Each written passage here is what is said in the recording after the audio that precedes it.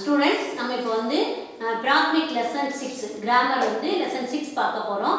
அதனோட ஹெட்டிங் என்ன அப்படின்னா வேற்றுமை உருபுகள், காரக் சிகன், கேஸ் எண்டிங்ஸ்னு சொல்லுவாங்க. இதை வந்து இங்கிலீஷில் வந்து கேஸ் எண்டிங்ஸ் சொல்லுவாங்க. அதாவது காரக் சிகன் அப்படின்னா என்ன அர்த்தம் அப்படின்னா ஒரு விஷயம், அதாவது ராம் கூப்பிடு அப்படின்னு சொல்ல முடியாது, ராமனை கூப்பிடு. அப்போ அந்த ஐ போடுறோம் பார்த்தீங்களா, அதுதான் காரக் சிகன். சரியா? ஓகேவா? நம்ம அதை பற்றி இப்போ இந்த கிராமர் லெசனில் நம்ம பார்ப்போம். ராம் கோ புலாவோ, ராமனை கூப்பிடு. எக் ஃபல் மோகன் கோ தோ, இந்த பழத்தை மோகனுக்கு கொடு.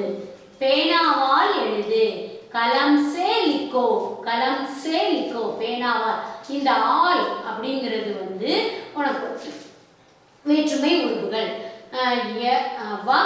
ஷகர் ஆத்தாகை, அவன் நகரத்திலிருந்து வருகிறான். இந்த சேங்கிறது வந்து உனக்கு வந்து காரக் சிகன். சீதா கல் சே பீமார்கை, சீதா நேற்றிலிருந்து உடல்நலமின்றி இருக்கிறாள். சீதை நேற்றிலிருந்து, நேற்றில் இருந்துன்னு சொல்றோம் பார்த்தீங்களா, இதுதான் வந்து காரக் சிகன். ஹம் இங்கிருந்து பார்ப்போம். நாங்கள் ஆற்று நீர் குடிக்கிறோம். இது எப்படி எழுதணும்? ஹம் நதி கா பானி, ஆற்றினுடைய நீர்னு அர்த்தம் இல்லை. அப்போ ஹம் நதி கா பானி பீத்தே ஹைம், நாங்கள் ஆற்று நீர் குடிக்கிறோம். இதில் என்ன போட்டிருக்கு? பேனாவில் சிவப்புமை இருக்கிறது. கலம் சே என்ன? லால் ஷியாகி ஹை, லால் ஷியாகினா என்ன அர்த்தம்? சிவப்புமை. மேனா இல்ல அர்த்தம், மேனா இல்ல அர்த்தம். இது நம்ம வந்து பிராத்மிக் லெசன் 2ல லெசன் 1லயே நம்ம வந்து இது பார்த்துக்கோம். அடுத்தது கிதா மேஜ் பர் ஹை, புத்தகம் மேஜையின் மேல் இருக்கிறது. புத்தகம் மேஜையின் மேல் இருக்கிறது. இதில் வந்து இந்த பரு தான் வந்து நமக்கு வந்து வேற்றுமை உருபு. இப்போ பாருங்க, கீழே கொடுத்துருக்காங்க.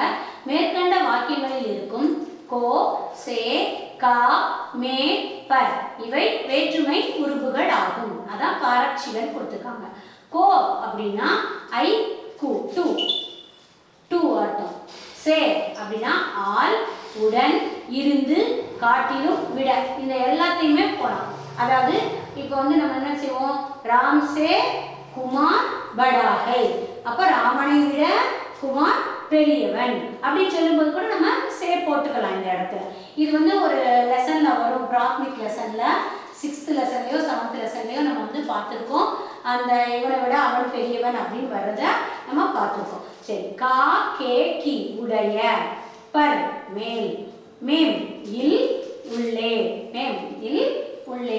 சரி, இப்போ பாருங்க, இதுக்கு எக்ஸசைஸ் கொடுத்துருக்காங்க. உங்களுக்கு இந்த லெசன் நல்லா புரியும்னு நினைக்கிறேன்.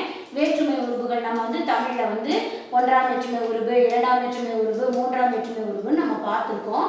அந்த இதை தான் இங்கே இப்படி கொடுத்துருக்காங்க. இதுக்கு நீங்கள் டீட்டெயில்ஸாக படிக்கணும்னா லெசன் நம்ம வந்து பிரவேசிக்காவில் காரக் சிகன், காரக்னா என்ன அப்படின்னு போட்டு அதனுடைய சிகங்கள் எத்தனை இருக்குது அதெல்லாம் நம்ம வந்து பிரவேசிக்கால பார்ப்போம். பிராத்மிக்கில் உங்களுக்கு இது மட்டும்தான் கொடுத்துருக்காங்க. இதை மட்டும் பார்த்தாலே உங்களுக்கு ஓரளவுக்கு வேற்றுமை உறுப்புகள்னா எப்படி எழுதணுங்கிறது நல்லா தெரிஞ்சிடும். அடுத்தது வந்து இங்கே பாருங்க, கோடிட்ட இடங்களில் தகுந்த வேற்றுமை உருபுகளை அமைக்கவும். ஹம் ஆங்கோங் சே தேத்தே ஹைம், ஏன் நம்ம சொல்றோம்? நாம் கண்களால் பார்க்கிறோம். அடுத்தது இவே ஏ ருப்பையே பண்டிட்ஜி கோ ஹைம், இந்த ருப்பையா பண்டிட்ஜிக்கு ஆனது, அவருடையது, அவருடையது, கோ ஹைம் அப்படின்னு போடுறோம். இப்படி நீங்கள் ஒவ்வொரு சென்டென்ஸுக்கும் நீங்கள் வந்து இதை வந்து ஃபில் பண்ணிட்டு ஆன்சர் கரெக்டாக நீங்கள் இந்த லெசனை வச்சு செக் பண்ணுங்க.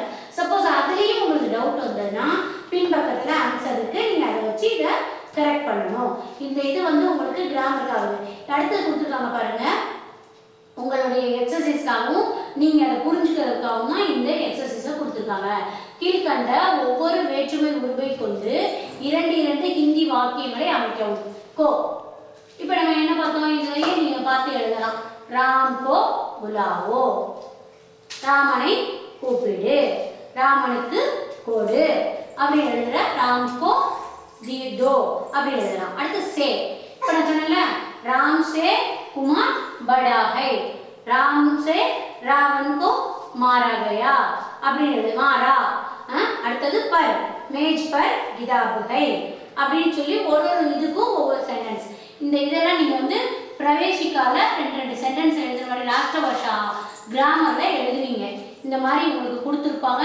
இதுக்கு நீங்கள் ஒவ்வொன்றுக்கும் ரெண்டு மீனிங் பார்த்து இதுக்கு அதுக்கு ரெண்டு சென்டென்ஸ் எழுதுற மாதிரி நம்ம லாஸ்ட் வருஷால படிப்போம். நெக்ஸ்ட் லெசன் நெக்ஸ்ட் வீடியோவில் பார்க்கலாம். ஓகே.